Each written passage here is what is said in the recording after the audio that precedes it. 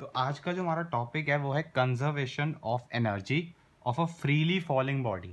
Heading हमने दे रखी है फ्री फॉल की। अब फ्री फॉल का मतलब होता है कि जैसे आपके पास कोई ऑब्जेक्ट है और इस ऑब्जेक्ट को आप हवा में लेके खड़े हो और आपने इसको छोड़ दिया नीचे ऐसे सिंपली। अब जैसे मान लो मेरे पास ये एक पेन है, इसको मैं ऐसे अगर छोड़ दूं तो ये फ्री फॉल का केस होता है। Free fall under gravity, free fall under gravity, ये हमें पढ़ना है। ठीक है, तो फ्री फॉल का मतलब क्या है? आपके पास कोई ऑब्जेक्ट है, आपने इसको ऐसे नॉर्मली छोड़ दिया, ऐसे ये पेन है मेरे पास, इसको मैं ऐसे छोड़ दूंगा तो ये फ्री फॉल है। अब हम इसमें कंजर्वेशन ऑफ एनर्जी को आज हम स्टडी करेंगे। अब जैसे मान लेते हैं हमारे पास एक बॉल है, ये हमारे पास एक बॉल है and this ball is kept, ये ग्राउंड है और ये ग्राउंड से ये बॉल एच हाइट ऊपर है, एच हाइट ऊपर है। अब ये बॉल जो है रेस्ट पर है, यहाँ पर ये बॉल रेस्ट पर है, दैट मीन्स इसकी काइनेटिक एनर्जी यहाँ पर कितनी होगी? ज़ीरो। अब बट बॉल रेस्ट पर है तो, लेकिन बॉल एट अ हाइट ऊपर है, कितनी हाइट ऊपर है? H height. तो इसके पास कौन सी एनर्जी होगी? Potential energy. और पोटेंशियल एनर्जी कितनी होगी? M G H. ये हम पहले ही पढ़ चुके हैं कि ग्रेविटेशनल पोटेंशियल एनर्जी कितनी होगी? M G H. लेकिन काइनेटिक एनर्जी कितनी होगी? Zero. Why? Because the ball is at rest. तो यहाँ पे मैं आपसे एक चीज़ पूछता हूँ कि इसकी टोटल एनर्जी कितनी होगी, ज़रा मेरे को बताना। अब देखो, टोटल एनर्जी के लिए क्या करते हैं हम? Kinetic energy plus potential energy. तो यहाँ पे काइनेटिक एनर्जी कितनी है? ज़ीरो। और पोटेंशियल एनर्जी कितनी है? M G H. तो यहाँ से टोटल एनर्जी कितनी आ गई? M G H. इस पॉइंट पर जब बॉल एट अ रेस्ट है, एट अ हाइट एच, इस पॉइंट पर इसकी टोटल एनर्जी कितनी है? M G H. इसको हम ले लेते हैं केस वन। अब मैंने क्या किया? बॉल रेस्ट पर थी, अब इस बॉल को मैंने फ्री फॉल कराया। दैट मीन्स यहाँ से मेरे हाथ में मान लो बॉल थी और इसको मैं यहाँ से छोड़ देता हूँ तो क्या होगा? बॉल नीचे की तरफ जो है गिरेगी under the effect of gravity. तो यहाँ से अब हम ले लेते हैं केस टू। केस टू में क्या करते हैं हम? अब हमने बॉल को यहाँ से फ्री फॉल कराया तो बॉल नीचे की तरफ गिरेगी। अब लेट से मान लेते हैं कि यहाँ पर पहले से थी बॉल, यहाँ पर बॉल पहले पड़ी थी और नीचे बॉल गिरकर लेट से ये बॉल इधर आ गई और ये है हमारा ग्राउंड। स्टार्टिंग में बॉल एच हाइट ऊपर थी, अब बॉल लेट से एच हाइट, अब बॉल लेट से यहाँ से एक्स मीटर्स नीचे डाउन आ गई। तो ये हाइट कितनी होगी बॉल की ग्राउंड से? H minus x. ये अगर एच है और ये एक्स हाइट बॉल नीचे गिरकर आई है अंडर फ्री फॉल, तो ये जो रिमेनिंग हाइट है फ्रॉम द ग्राउंड कितनी होगी? H minus x. अब यहाँ पे मैं आपसे पूछता हूँ, मेरे को पोटेंशियल एनर्जी बताओ। इस पॉइंट पर पोटेंशियल एनर्जी कितनी होगी? M G. और जो एच आता है that is height from the ground. अब यहाँ से हाइट फ्रॉम द ग्राउंड कितनी है? H minus X. तो यहाँ पे एच माइनस एक्स आ गया। अब यहाँ पे काइनेटिक एनर्जी कितनी होगी ये हमें निकालना है। अब काइनेटिक एनर्जी का फॉर्मूला क्या होता है? Half M V square. अब यहाँ पे काइनेटिक एनर्जी ज़ीरो नहीं होगी क्योंकि बॉल अभी गिर रही है। यहाँ पर क्या था? बॉल रेस्ट पर थी, यहाँ पर बॉल अब नीचे की तरफ गिर रही है तो इसके पास कुछ ना कुछ यहाँ पर वेलोसिटी होगी, इसके पास अब कुछ ना कुछ वेलोसिटी होगी जिससे ये नीचे की तरफ गिरेगी। तो यहाँ पर कुछ ना कुछ काइनेटिक एनर्जी होगी मतलब। अब हमें यहाँ पर इसकी वेलोसिटी निकालनी है कि कितनी वेलोसिटी है। तो आपने नाइन्थ क्लास में एक इक्वेशन ऑफ मोशन पढ़ी होगी, that is V square equals to U square plus two A S. तो यहाँ से वी स्क्वायर हम कैलकुलेट कर लेते हैं क्योंकि हमें वी स्क्वायर ही चाहिए यहाँ पर। अब यू क्या था? Initial velocity. तो इसकी इनिशियल वेलोसिटी कितनी है? कहाँ से गिरी है बॉल? यहाँ से। इस पर वेलोसिटी कितनी थी? ज़ीरो। यहाँ पर जब बॉल रेस्ट पर थी, प्लस टू, यही मतलब एक्सेलरेशन। अब यहाँ पे कौन सी एक्सेलरेशन है? इस पर नीचे की तरफ जी, एक्सेलरेशन ड्यू टू ग्रेविटी। तो यहाँ पे जी लगा देंगे और एस मतलब कितना डिस्प्लेसमेंट हुआ है, तो बॉल कितना नीचे आई है? एक्स नीचे आई है, तो यहाँ से टू जी एक्स। तो यहाँ से वी स्क्वायर की वैल्यू कितनी आ गई? Two G X. अब ये वी स्क्वायर की वैल्यू हम यहाँ पुट करते हैं तो हमको काइनेटिक एनर्जी मिल जाएगी हाफ एम वी स्क्वायर की जगह टू जी एक्स 2 से 2 कटा और यहाँ से mgx आ गई। अब मैं आपसे फिर से वही सवाल पूछूंगा कि यहाँ पे मेरे को टोटल एनर्जी निकाल के बताओ। तो टोटल एनर्जी यहाँ पे कितनी होगी, potential energy plus kinetic energy. अब यहाँ पे पोटेंशियल एनर्जी कितनी थी, mgh-x, mgh-x, और काइनेटिक एनर्जी कितनी है, mgx। तो यहाँ से इसको सॉल्व कर लोगे तो ये mgh minus mgx plus mgx, तो यहाँ से mgx कटा, आपकी टोटल एनर्जी कितनी आ गई, mgh। यही एनर्जी पहले भी mgh थी, तो टोटल एनर्जी पहले भी mgh थी और अब भी mgh है। अब हम चलते हैं केस 3 पर। अब केस 3 में क्या होगा, जो बॉल यहाँ तक पहुंची थी अब ये फर्दर गिर के यहाँ जस्ट अबव द ग्राउंड है, मतलब ग्राउंड पर आ गई नहीं गई है, जस्ट अबव, हल्का सा ऊपर है ग्राउंड से बस। तो यहाँ पर थी हमारी बॉल स्टार्टिंग में और अब ये जस्ट अबव द ग्राउंड है, मतलब जस्ट यहाँ पर ग्राउंड को टच करने ही वाली है। तो यहाँ पर इसके पास कौन कौन सी एनर्जी होगी, देखो पोटेंशियल एनर्जी यहाँ पर जीरो होगी, क्यों, क्योंकि पोटेंशियल एनर्जी का फॉर्मूला होता है mgh। अब यहाँ पे h तो जीरो है क्योंकि बॉल, अब हाइट इसकी ग्राउंड से कितनी है, जीरो, तो यहाँ पे पोटेंशियल एनर्जी जीरो हो गई। अब यहाँ पे इसके पास कुछ ना कुछ काइनेटिक एनर्जी जरूर होगी, that is half mv², that is यहाँ पे कुछ ना कुछ इसकी वेलोसिटी जरूर होगी।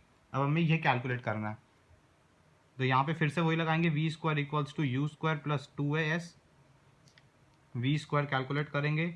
इनिशियल वेलोसिटी कितनी थी, कहाँ से गिरी थी, जीरो से, ए की जगह पे एक्सेलरेशन ड्यू टू ग्रेविटी जो नीचे की तरफ जी लग रहा है, और एस मतलब डिस्प्लेसमेंट। अब ये कितना गिर के आ गई है, एच हाइट, ये एच हाइट ऊपर थी ना ग्राउंड से, अब तो ये एच हाइट नीचे गिरकर आ गई है, तो इसका डिस्प्लेसमेंट कितना होगा, एच।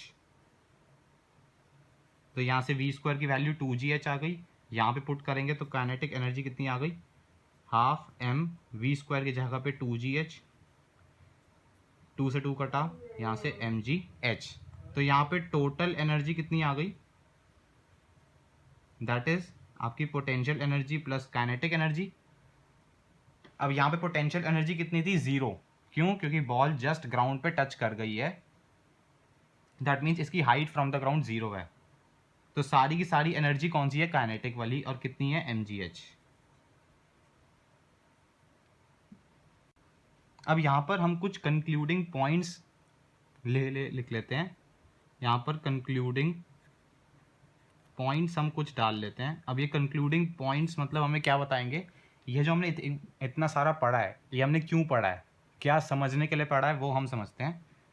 देखो पहली चीज़ इन सब में कॉमन क्या है कि टोटल एनर्जी, अगर आप देखो यहाँ पर भी mgh थी, केस 1 में टोटल एनर्जी mgh थी, फिर केस 2 में जब बॉल थोड़ा और नीचे घिर के आ गई x साइड, इस टाइम पर भी टोटल एनर्जी कितनी है, mgh, और जब ball just above the ground है इस टाइम पर भी टोटल एनर्जी mgh। तो यहाँ पर total energy is always conserved,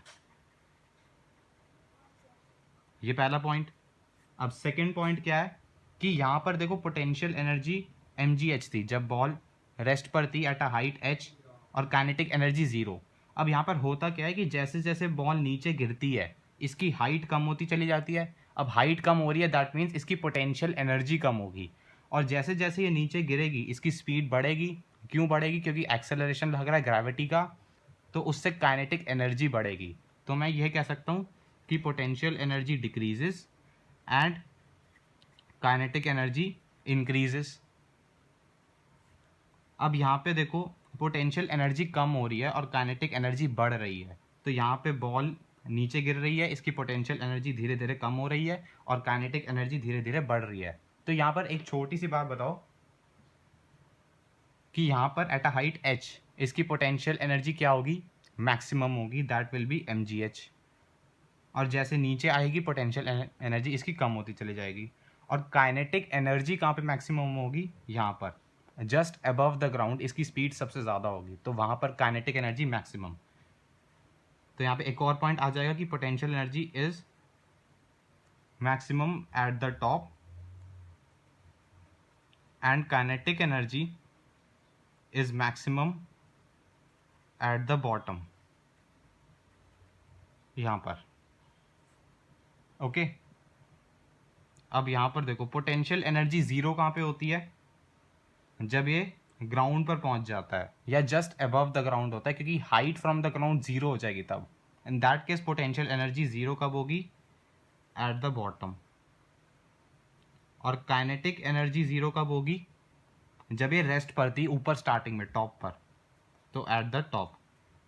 और ये दोनों ही इन दोनों की मिनिमम वैल्यूज़ हैं। और मैक्सिमम वैल्यूज़ क्या है इनकी, एम जी एच। यहाँ पर देखो पोटेंशियल एनर्जी की maximum value M G H, और यहाँ पे काइनेटिक एनर्जी की भी maximum value M G H. अब इससे हमको क्या समझ में आता है कि जैसे जैसे बॉल नीचे की तरफ गिर रही है, इसकी पोटेंशियल एनर्जी कम होती चली जा रही है और काइनेटिक एनर्जी बढ़ती चली जा रही है। तो यहाँ पे मैं ये कह सकता हूँ कि potential energy is getting converted into kinetic energy. अब यहाँ पे पोटेंशियल एनर्जी जो भी थी यहाँ पर एट द टॉप, वो सारी की सारी इसकी काइनेटिक एनर्जी में कन्वर्ट हो जाएगी यहाँ पर एट द बॉटम। जैसे जैसे गिरेगी पोटेंशियल एनर्जी कम होगी, काइनेटिक एनर्जी बढ़ती चली जाएगी, और सारी की सारी पोटेंशियल एनर्जी यहाँ पर कितनी थी, एम जी एच, सारी की सारी पोटेंशियल एनर्जी यहाँ पर जब पहुँचेगी तो काइनेटिक एनर्जी में चेंज हो जाएगी। अब यहाँ पर देखो काइनेटिक एनर्जी कितनी थी, एम जी एच, तो ये एम जी एच पूरी की पूरी इस काइनेटिक एनर्जी में चेंज हो गई।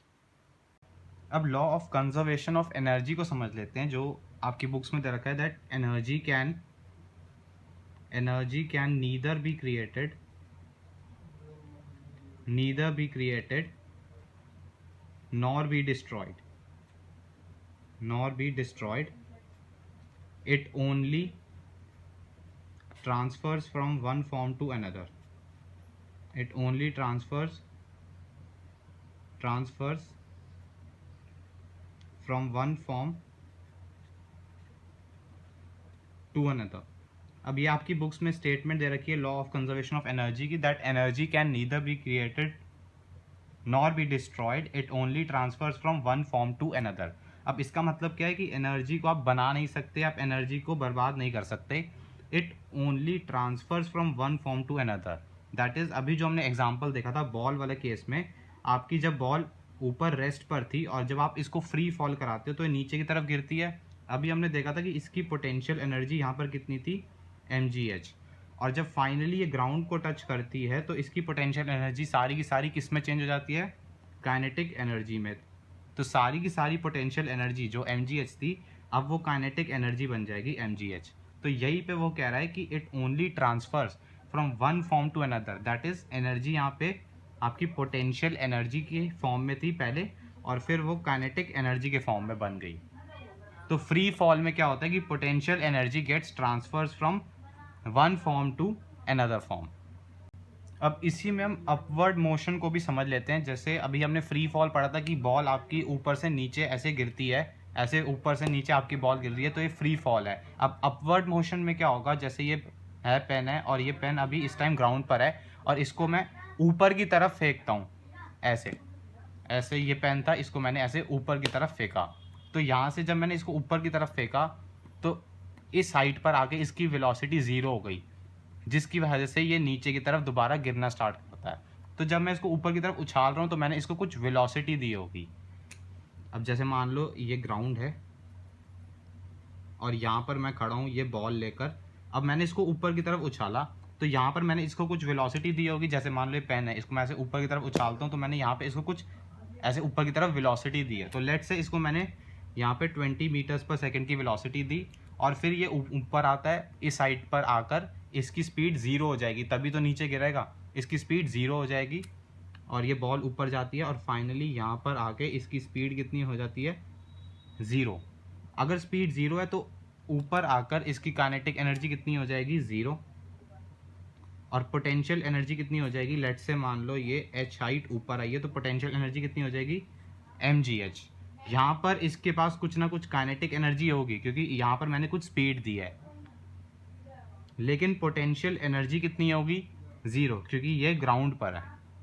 अब काइनेटिक एनर्जी कितनी होगी ये हमें पता करना है। अब देखो टोटल एनर्जी यहाँ पर कितनी है, एम जी एच होगी, क्योंकि potential energy plus kinetic energy that is M G H only.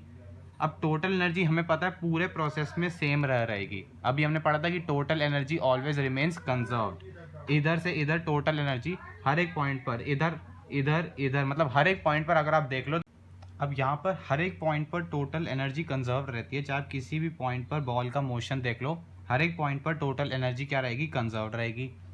इस पॉइंट पर काइनेटिक एनर्जी हमें कैलकुलेट करनी है। यहाँ पर पोटेंशियल एनर्जी जीरो होगी, बट टोटल एनर्जी हमें पता है कितनी होगी, mgh। तो यहाँ पे mgh डालेंगे, काइनेटिक एनर्जी, और पोटेंशियल एनर्जी जीरो, तो काइनेटिक एनर्जी कितनी हो जाएगी, mgh। अब यहाँ पर भी वही हो रहा है क्या, कि काइनेटिक एनर्जी आपकी mgh थी, और फाइनली ऊपर जाके सारी की सारी काइनेटिक एनर्जी इस बार पोटेंशियल एनर्जी में कन्वर्ट हो गई, mgh। इससे पहले फ्री फॉल में क्या हुआ था, पोटेंशियल एनर्जी जो थी वो सारी काइनेटिक एनर्जी में चेंज हो गई थी। अब काइनेटिक एनर्जी पूरी की पूरी पोटेंशियल एनर्जी में चेंज होगी। तो इसमें क्या हम कंक्लूड कर सकते हैं कि kinetic energy changes to potential energy, और इनकी मैक्सिमम वैल्यू क्या है, maximum value of kinetic and potential energy क्या रहेगी, mgh, और मिनिमम वैल्यू क्या रहेगी इनकी, ज़ीरो। अब इसी पर बेस्ड एक ग्राफ दे रखा है हमारी बुक्स में, एनर्जी वर्सेस हाइट का ग्राफ है। यहाँ पर ज़ीरो मान लेते हैं, यहाँ पर इधर हम हाइट को h मान लेते हैं। यहाँ पर ये एनर्जी वाली एक्सिस है, तो इस पॉइंट पे मैं लेट से यहाँ पर एनर्जी को mgh मान लेता हूँ, जो मैक्सिमम एनर्जी है mgh, या टोटल एनर्जी भी हमारी mgh ही रहेगी ऑल पॉइंट्स पर। अब यहाँ पर देखो, अगर आप इस पॉइंट पर जब ग्राउंड लेवल पर है, हाइट कितनी है, ज़ीरो, ग्राउंड लेवल पर हाइट ज़ीरो होगी, तो एक पॉइंट ये हो गया। अब यहाँ पर काइनेटिक एनर्जी की वैल्यू कितनी थी, अभी हमने यहाँ पर कैलकुलेट करी थी mgh, तो एक पॉइंट ये, और एनर्जी कितनी है, ज़ीरो mgh, तो ये रहा एक पॉइंट हमारा ये बन गया। अब जब ये ऊपर जाती है finally at a height h, यहाँ पर h हाइट पर, इसकी काइनेटिक एनर्जी की वैल्यू कितनी हो जाती है, ज़ीरो। तो काइनेटिक एनर्जी की value zero eight a height h, तो ये रहा पॉइंट। अब अगर आप इन दो पॉइंट्स को ज्वाइन कर दोगे तो आपको काइनेटिक एनर्जी का ग्राफ मिल जाएगा। तो इसको हम यहाँ से ऐसे ज्वाइन कर लेते हैं। तो ये जो हमारे को ग्राफ मिला है, ये काइनेटिक एनर्जी का ग्राफ मिला है। अब सिमिलरली पोटेंशियल एनर्जी का ही बना लेते हैं। इस पॉइंट पर एट अ हाइट, अच्छा ये तो हाइट यहाँ पे ग्राउंड लेवल है, तो यहाँ पर हाइट कितनी होगी, ज़ीरो, तो यहाँ पर ज़ीरो, और पोटेंशियल एनर्जी कितनी थी, ज़ीरो, तो एक पॉइंट ये बन गया, ज़ीरो ज़ीरो। अब जब ये फाइनली h हाइट ऊपर जाता है तो इसकी पोटेंशियल एनर्जी कितनी हो जाती है, mgh। तो जब ये h हाइट ऊपर गया तो इसकी पोटेंशियल एनर्जी कितनी हो जाएगी, mgh। तो यहाँ पर ये पॉइंट बन जाएगा। अब इन दोनों पॉइंट्स को हम ज्वाइन कर देंगे तो ये हमको पोटेंशियल एनर्जी का ग्राफ मिल जाएगा। यह जो ग्राफ मिला है हमें, ये मिला है पोटेंशियल एनर्जी का ग्राफ। अब ये जो mgh की लाइन है ना, ये वाली लाइन, ऐसे डॉटेड लाइन आपकी रिप्रेजेंट करती है टोटल एनर्जी को, क्योंकि टोटल एनर्जी हमेशा कांस्टेंट है mgh, तो ये ऐसे ही रहेगी mgh। टोटल एनर्जी को ये रिप्रेजेंट करती है। ये आपका पोटेंशियल एनर्जी का कर्व हो गया, ये आपका काइनेटिक एनर्जी का कर्व हो गया। इस पॉइंट पर अगर हम देखें यहाँ पर, तो यहाँ पर पोटेंशियल एनर्जी और काइनेटिक एनर्जी इस पॉइंट के कॉरस्पॉन्डिंग दोनों ही सेम है। यहाँ पर eight a height h/2 that means यहाँ पे कहीं बीच में इस लेवल पर अगर आप आओ तो पोटेंशियल एनर्जी भी और काइनेटिक एनर्जी दोनों इंटरसेक्ट कर रही हैं। इसका मतलब एट अ हाइट h/2 यहाँ पर कहीं एनर्जी दोनों की सेम होगी, पोटेंशियल एनर्जी भी सेम होगी और काइनेटिक एनर्जी भी सेम होगी, और इनकी वैल्यू होती है mgh डिवाइडेड बाय 2। यहाँ पे कितनी वैल्यू हो जाएगी, mgh/2। तो इस पॉइंट पर ये जो पोटेंशियल और काइनेटिक एनर्जी है ये दोनों इक्वल हो जाती हैं एट अ हाइट h/2।